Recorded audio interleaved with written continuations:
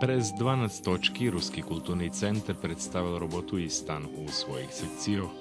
Dzeci, ktorých zazberujú i za programi centru pririchtujú učiteľky Anna Marija Rac i Olja Jakovljev, predstavili še s recitacijami i špivankami. Na koncertu nastupili i učešníky pokrajinskej i republični smotri recitatorov Jovan Živković i Pavlina Šepinski.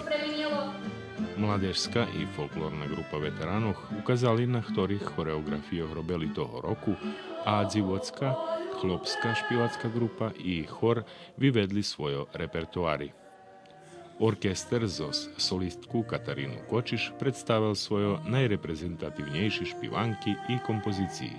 Každého roku majú još horšie uslovija, a keľo mi ľudze preniesli holjam teraz toto.